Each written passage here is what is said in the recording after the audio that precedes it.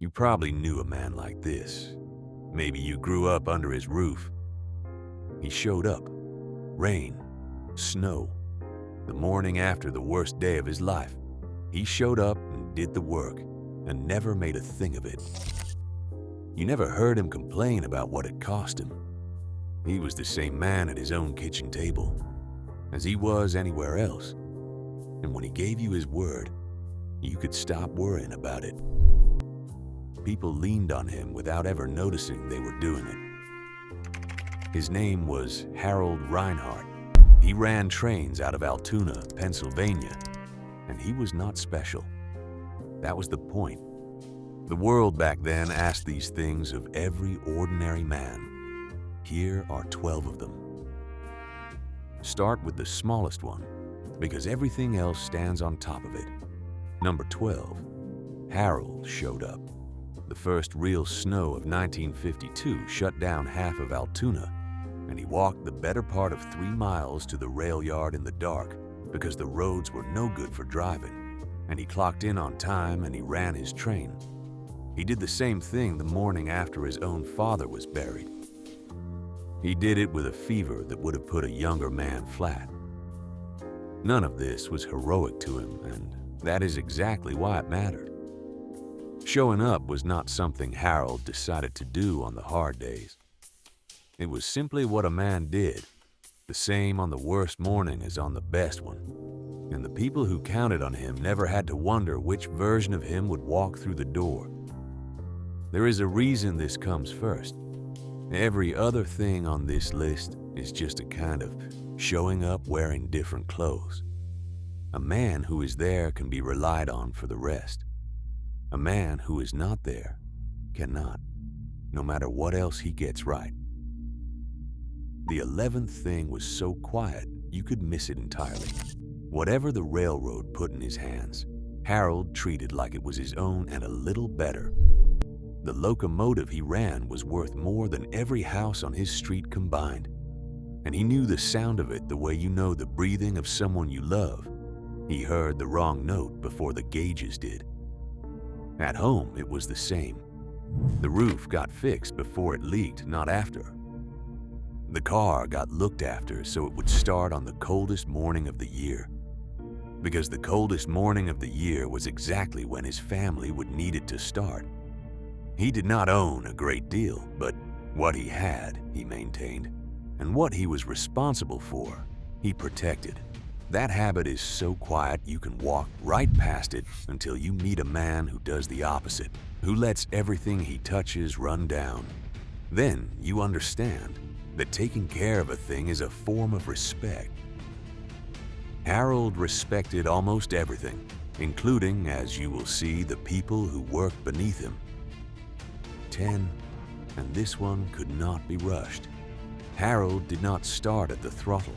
Almost nobody did. He started as a fireman, which meant years of shoveling coal into a firebox in heat that would cook you, learning to read steam and grade and weather before any railroad would trust him to run an engine on his own. Nobody handed him the job because he wanted it or felt he had earned it. He got it the slow way, by doing the hard part underneath it for as long as it took, until the older men decided he was ready and not one day sooner. That kind of patience has gotten rare. We are used to wanting the title before the work, the throttle before the firebox. Harold's whole generation understood it the other way around. Competence came first, earned in private over years, and recognition came after, if it came at all. And here is the part worth sitting with. Because he had done the hard job himself, he never once looked down on the man still doing it. He had been that man. He knew exactly what it cost. The respect ran downhill because he remembered the bottom of the hill. Money was simple for Harold, and that is number 9. He owed no man. He paid cash for what he could and did without what he could not. He kept his debts small enough to sleep at night, lived inside what the railroad paid him, and never let himself be owned by a thing he had bought. This was not about being rich because he was not rich. It was about being free. A man who owes nothing answers to nobody.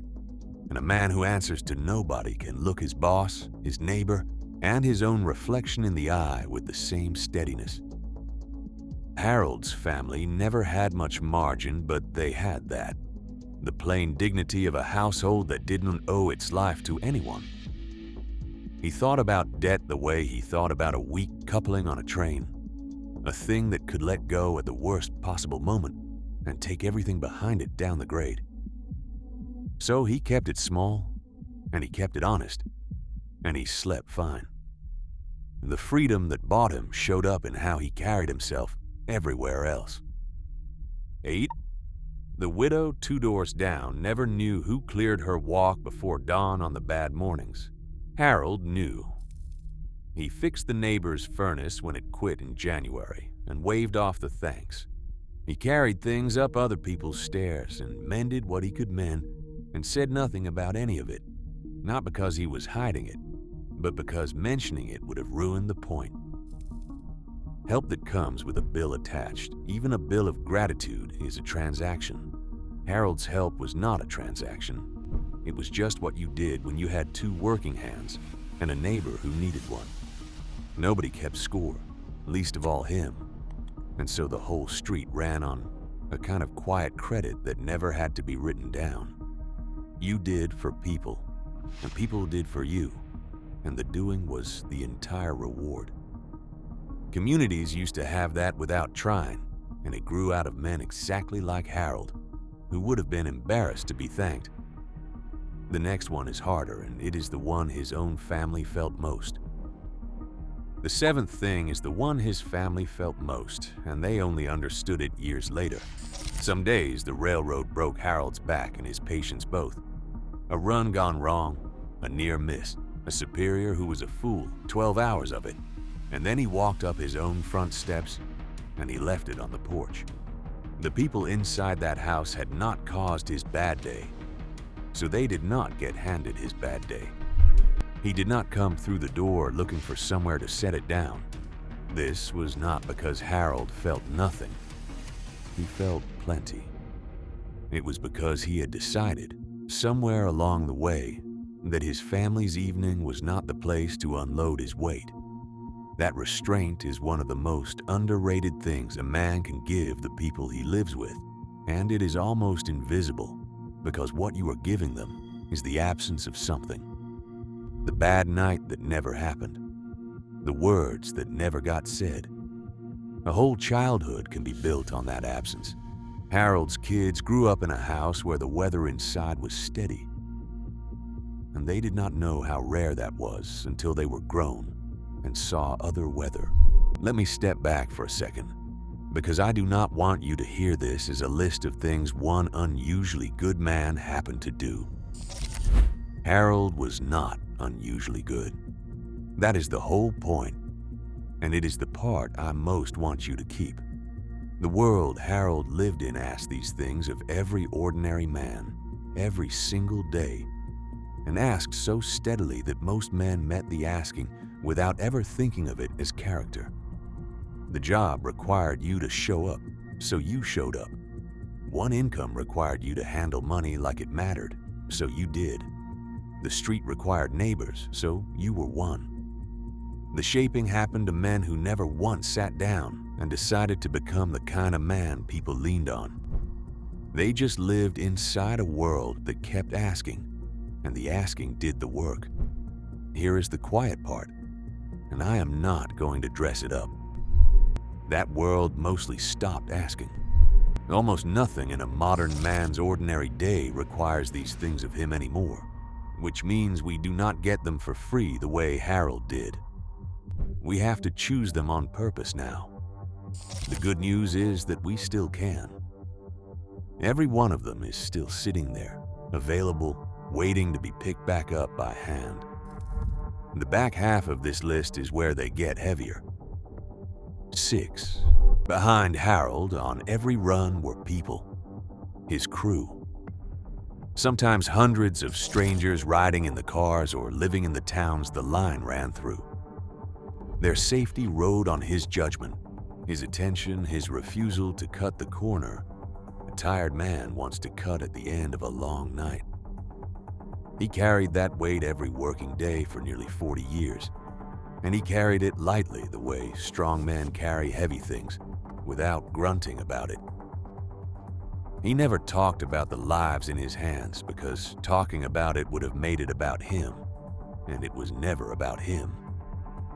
A man who is genuinely responsible for others does not announce it. He simply does not drop them. That is the difference between a man with a title and a man people actually trust. Harold had no title worth mentioning. He had something better. He had the settled, unshowy competence of a man who knew exactly what was riding on him and had no intention of letting it fall. And he was that same man the minute he climbed down out of the cab. Number 5 is the one strangers notice first. There was no second Harold. The man in the locomotive cab was the man in the church pew, was the man at his own kitchen table. And you could have dropped a stranger into any of those rooms and gotten the same report back. He did not have a public face and a private one. He did not save his good behavior for the people who could do something for him, and he did not let it slip around the people who could not. What you saw was the whole of it, and there was nothing underneath that would have surprised you. We have a word for that now, and we use it so often it has gone soft. We call it being authentic. Harold would not have known the word. He just did not have the interest in being two people. And he had been raised to believe that a man who needs an audience to behave well is not really behaving well at all. Being one single man in every room, all the time, is its own quiet kind of strength. And it made the next thing possible, the thing he did with everyone, high or low. 4. The railroad superintendent and the green 18-year-old who started last Tuesday got the same Harold. Same level eyes, same plain respect, same expectation that you would do your job, and the same willingness to help you learn it. He did not flatter the men above him, and he did not lord over the men beneath him, because both of those are the behavior of a man keeping score, and Harold was not keeping score. He treated people according to what they were owed as people, which was the same amount, not according to what they could do for him. The new men noticed it first and remembered it longest. Decades later, old railroaders would tell you about the kid Harold had been decent to, and that kid, an old man himself by then, would still get something in his throat about it. That is what keeping faith with everyone buys you. Though Harold never spent a minute thinking about the buying. He just could not find a good reason to treat a person as less than a person. Which brings us close to the center of it now, to the thing he did for the people he loved most and never once let them see the price of. 3. And we are near the heart of it. One income built that household, Harold's. The remarkable thing is not that he managed it, because plenty of men did back then. The remarkable thing is that his family never felt the strain of it. He took the strain himself and let them keep the calm. The worry over the winter heating bill, the math done at the kitchen table after the kids were asleep, the extra shifts he picked up and did not mention, all of it stayed on his side of the wall. His children grew up feeling secure, and that security was not free. It was purchased quietly by a man who had decided his job was to absorb the fear, so they would not have to carry it. That is a particular kind of love, and it almost never gets named, because the whole craft of it is in not being seen. The kids understood it later, the way you understand a great deal about your father later, after you are carrying your own version of the same weight, and you finally feel what he must have felt. Harold never asked them to notice. He would have been uncomfortable if they had. He just carried it, year after year, and the carrying was the saying of it. And underneath all of it, holding the whole thing up, was the one thing that made every other item on this list believable. 2. And it holds up everything else. When Harold gave his word, the matter was closed. Not most of the time. Not when it was convenient. When Harold said he would do a thing, it was as good as done, and the person he said it to could stop thinking about it and go on with their life. Which is the entire reason a word is worth anything at all. You could set a clock by him, and not because of anything he owned or any rule anyone held over him. You could set a clock by him because he had spent a lifetime being a man whose word closed the matter, until his name did the work before he even arrived. People did not double-check Harold. They did not build in a margin for him letting them down, because the letting down did not happen. And a man like that becomes a kind of fixed point in everyone else's life. The one thing that does not move. That is what people mean, or ought to mean, when they say a man's word is his bond. It is not only about not lying. It is about being load-bearing. Other people get to build their lives on top of you. Harold was load-bearing his whole life, and the last and best thing he ever built on himself was standing right next to him, watching. And the first thing, the one that matters more than all the rest, Harold wasn't a man of speeches. He never sat his son down and delivered the lesson, because he did not have the lesson in words and would not have trusted words to carry it anyway. He handed it down the only way it can truly be handed down. He let himself be watched. The boy was in the cab when his father read a grade he could not yet read himself. He was in the garage holding the light while his father fixed the thing instead of cursing it. He was at the table when his father came home worn out and was kind anyway. Year after year, a son watched a man be the same steady thing in every room. Owe no one, help quietly, keep his word, carry the weight. And a boy who watches that for 18 years does not need the speech. He has already received the whole of it, straight into the part of him that words never reach. That is how character has always moved from one man to the next, not taught, caught. And it is the reason any of this survives at all. The reason I can stand here and tell you about an ordinary railroad man from Altoona who has been gone for years now. He did not just live it, he left it inside someone, and that someone left it inside someone else. So here is where Harold's story ends, except that it does not end. That boy in the cab is a grown man now, probably about your age, maybe older. And somewhere in his life there is a kid watching him the exact way he once watched his father, learning what a man is by seeing one, catching the whole thing without a single speech being made. The railroad, the snow, Altoona, all of it is gone or going. But the thing that made Harold worth remembering was never any of that. It was never a job he held or a decade he happened to live in. It was the way he was, day after ordinary day.